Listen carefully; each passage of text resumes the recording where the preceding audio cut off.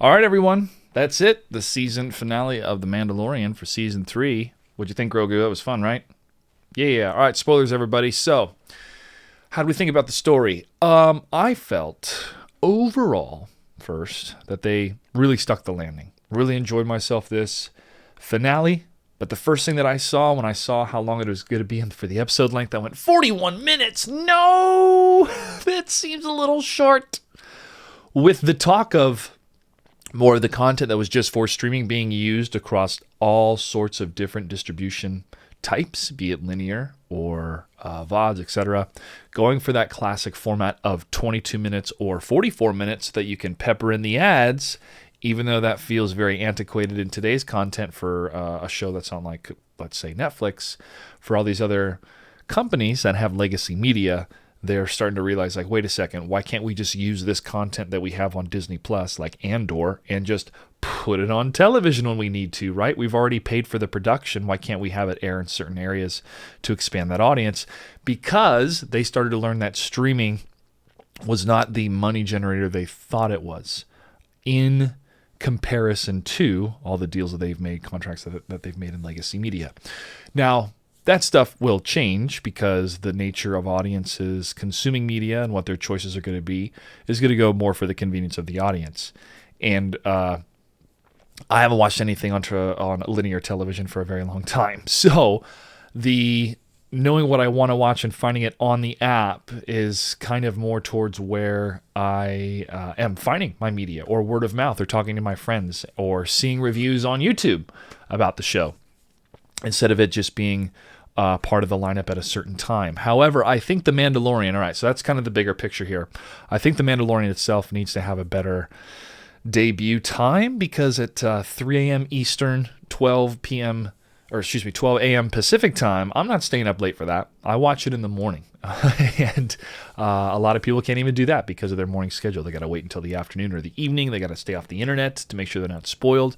I feel that appointment type viewing, which HBO has perfected on a Sunday evening, that needs to be maybe a Wednesday evening activity on Disney.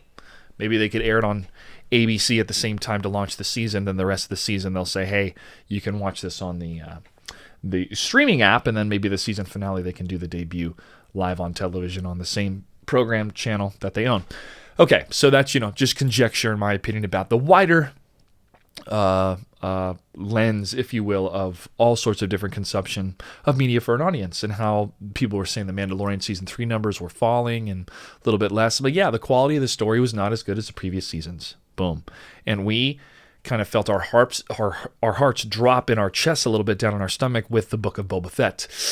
Not a great show. Obi-Wan, not a great show. Okay, great elements, great moments, but overall, is the show great? No. Is it good enough? Yeah, I mean, for at least one viewing, yeah. Am I jonesing to go back and watch Obi-Wan Kenobi again? No, I'm not. Did I rewatch all of Season 1 and Season 2 of The Mandalorian? I did. Did I do the same thing for the Book of Boba Fett? No, I did not. So that behavior shows you the quality of those shows, all right? Just in my viewing experience, I'm sure many of you have had the same, but let me know in the comments below. Have you rewatched any of the previous seasons of The Mandalorian or the Book of Boba Fett? Now, I have rewatched a couple episodes in Andor, especially the prison sequence, which is about 3 episodes. It's 3 episodes long. I love that sequence so much. I was showing it to my parents, and they're like, this is pretty good. This is pretty good. So, back to the episode. The story itself, what's funny is this kind of reminds me of previous endeavors in Star Wars and any other big mythic epic type of content, type of storytelling out there, is all sorts of theories that the fans have of this specific character or what's going to happen in the plot. And there were a number of theories about the armorer, that she was going to be another spy.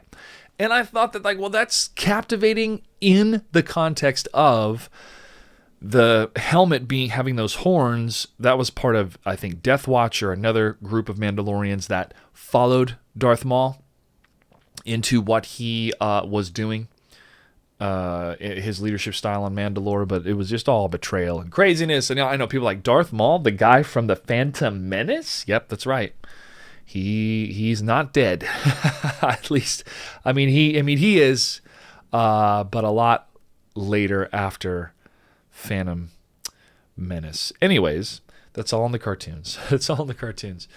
And that's what this show is becoming. That's what this show is. It's the live action continuation of these characters and narratives in the cartoons. A lot of the same actors that voice those characters are coming back in the live action, as we saw with Thrawn in the Ahsoka show. Pretty cool. So back to this story. I'm talking more about, kind of Star Wars in general in its current state, because there's still a lot of magic in Star Wars. And even though there's a lot of goofiness that is happening in the production, from bad dialogue to weird jump cuts to either too desert saturated with the locations to all sorts of different just weird elements in pacing when it's come to a number of seasons in Star Wars. But the magic is still there. Seeing Grogu use the Force is still wonderful and magical. And that shot at the end when he's protecting his mom and dad, it feels like, I like that the shot lingered. And I think the director did a wonderful job. Rick Famuyiwa. Apologies if I keep mispronouncing his last name. Famuyiwa. Rick Famuyiwa. The aerial combat that was used in this show was great. I really liked how we were branching more into the what if you had two factions using jetpacks go head to head. All right, I keep thinking, will there be a sequel to The Rocketeer? We already got it. It's called The Mandalorian. All right, so it's kind of harkening back to how cool it was to watch The Rocketeer do what he did in the early '90s, to watching Mandalorians. A plethora of them going up against these dark troopers with the Beskar armor and the jetpacks was pretty great. And this new trope that I enjoy is that the armor actually works. Okay, John Wick, these Kevlar suits, they work. You see him block a lot of bullets, and so do his enemies. And him having to strategize a way through it, the same with them, of getting in close quarter, finding that under the armor shot, makes the fights more compelling, way more compelling, compared to just stormtroopers missing all their shots and falling down. You'll notice the dark troopers, whatever we want to call them, the Beskar troopers, they're landing their shots. It's just the armor is ping, ping, pinging off the blaster fire. Until it doesn't, if you can get between the armor. So I like that type of action. And Lateef Crowder did such a great job with the capoeira, with the kick fighting, with the attacking the enemy from different points. He super low, going for these spin kicks, going for the foot.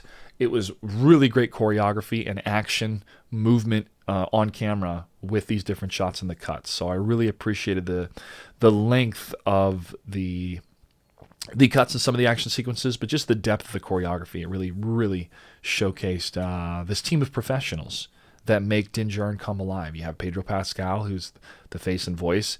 Then you have Brendan Wayne, who is the in suit most of the time, embodying the character, embodying the swagger. A lot of the helmet acting is Brendan Wayne, and then Lateef Crowder does a lot of the stunts. And knowing that in the back of your mind when you're watching the show, you're thinking like, okay, is that Brendan? Is that Lateef? And they're able to make it pretty seamless. I mean, some of those spin kicks, you're like, okay, yeah, that's probably the stunt guy. But having the two stunt performers in the credits at the end of the show, again, I think is a great move. And it's cool to see Din Djarin come to life with a whole team of people. And his arc, I was getting a little scared. I was getting a little concerned here that he wasn't going to make it. And that level of angst and anxiety and not knowing what's going to happen to this character, because we don't see really any of these characters in the sequel trilogy, was very compelling. Very compelling. And probably why it was such a big relief that, again, spoilers, everybody turns out okay. Thanks to the Force, thanks to Grogu. Grogu coming to save the day once again. Sometimes I thought, Grogu, why don't you just use the Force now?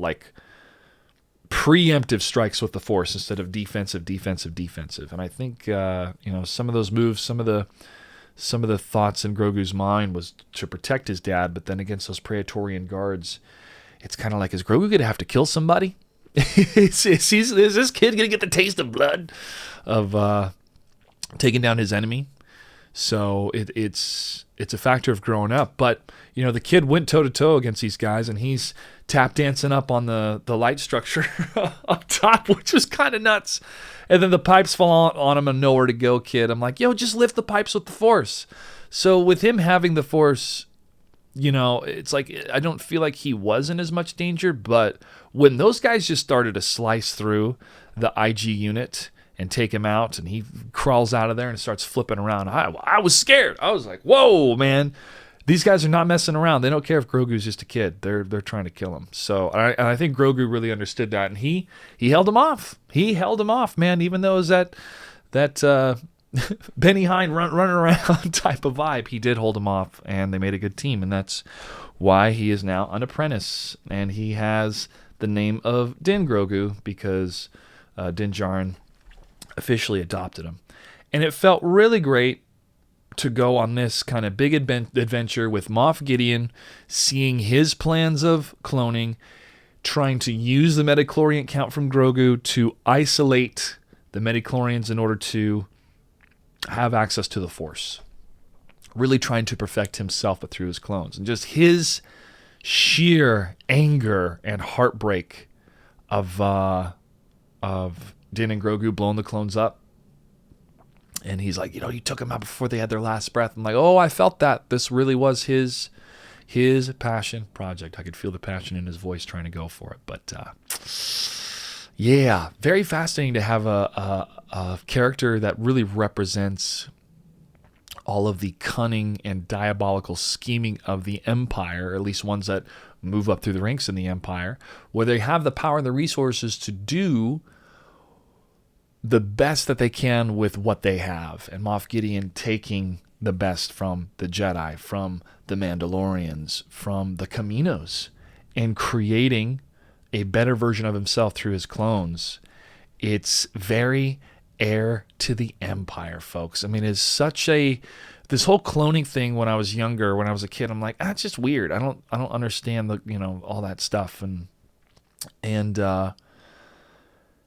I think it's Dominic Monaghan's line in Return of the Jedi, but he's like dark magic, dark sorcery, stuff like that. I'm like, yeah, this stuff gets dark. It's like you're manipulating so much life and trying to create this perfect thing.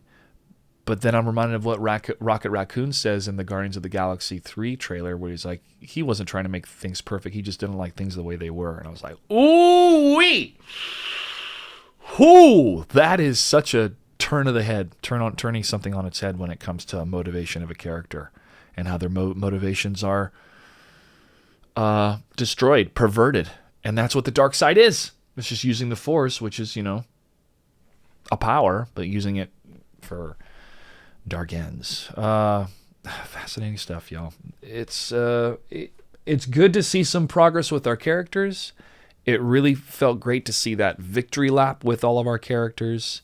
I really felt the sense of relief that Moff Gideon was gone, and just watching him burn up in a fiery explosion from the ship. And I was concerned that Din was like, go with Bo. I got to stay here and make sure Moff Gideon can't chase you anymore, and it's going to be a self-sacrifice. I thought that's the route they were going to go, and it was going to be pretty heartbreaking, man, because I'm like, come on, you got a jetpack, dude. Get him out of there.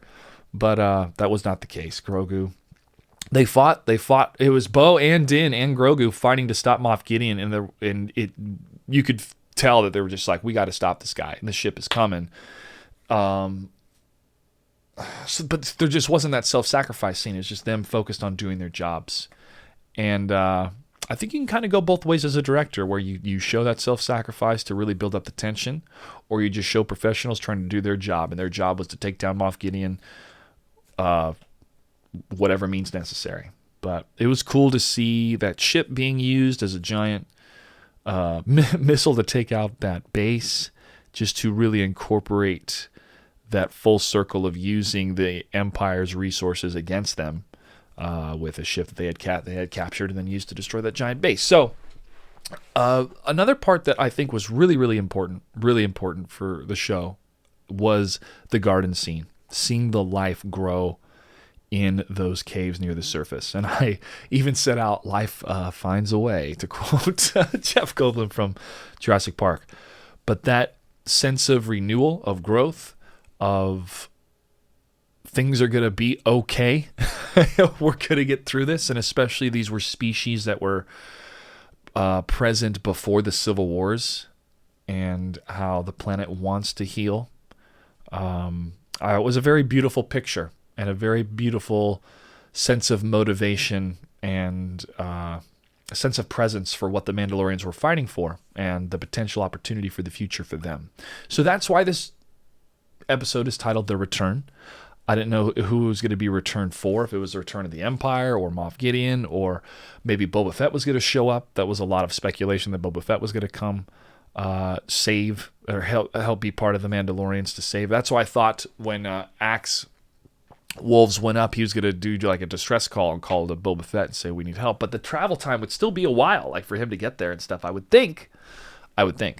Anyways, coming full circle with our characters to wrap it up here, it's Din Djarin going to the Ranger, the Adelphi Ranger, and saying, hey, I can work as an independent contractor. He's my apprentice. We have some adventures.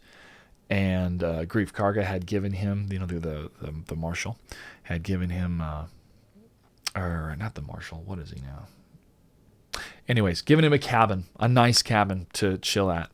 And then the body of IG-11 gets repurposed because he was able to find a scrap from another droid when he was offering his services to the Ranger to be a bounty hunter on the Outer Rim and to help the New Republic take care of stuff out there. And I was like, yeah, yes, great plan. And the guy's like, well, technically this isn't a good regulation. Well, let me think about it. You've already thought about it. Just that swagger, man. That Din Djarin knows his way around the galaxy. And he has a sense of honor, a code of honor. And that's what I really felt at the end of this episode with everybody taking their victory lap, is that honor won the day. And that was such an important lesson for Grogu. And for him to step up to the plate and be in this fight. Saving Din a couple times. So him being officially adopted, Din Djarin doing what he needs to do on the Outer Rim, taking contracts out, maybe working with the Rangers of the New Republic. It creates this nice arc for both Mando and Grogu. That Moff Gideon is finally gone. That base is destroyed. But the other remnants of the Empire, as we saw in the Shadow Council in the previous episode, will continue. And we will see them continue in Ahsoka, which is coming out, I believe, in the fall. Well, folks, those are my immediate thoughts after watching the show. Yeah, I had some tears at the end. There were some emotions for sure, because it was a great journey for these characters to have gone on across all 3 seasons. And I was thinking about all 3 seasons and what we have experienced as an audience on this journey. Am I excited for a season 4? Yes, but now we're seeing a bigger picture of where all of this is winding up. My biggest question is, what is the future of Grogu? Because I'm so thrilled that this little dude who has so much potential and power with the Force is officially a Mandalorian. And what that meant in the history of Star Wars way, way, way back, and what that's going to mean in the future. And the biggest question, the dark saber being destroyed by Moff Gideon with his suit. I thought that was a great choice. That was a great option for the villain to really cement his legacy of he destroyed the dark saber with that power suit. That power suit was scary, bro. Scary. He's more machine now than man. Okay, everyone. Well, kudos to the entire team behind The Mandalorian. You know my thoughts about the script. I feel the script needs more time, needs a couple more passes. The dialogue needs to be better. Some of the editing and the choices, I know, it's like I can see the seams. I can see the limitations sometimes of using the volume, or the limitations of COVID, and a bunch of other things that really work against you when you're part of a production. But despite having to hurdle or bend over backwards to make a production like this work, you can really feel the passion and talent everywhere, from the costume design to the visual effects to the writing to the directing, that they want to tell a really good Star Wars story. And sometimes it is really, really good. And that's The Mandalorian Season 3. Okay, everybody, thank you so much for showing up. Hit the like button. You know what to do. It's YouTube. Like and subscribe. And I will see you online.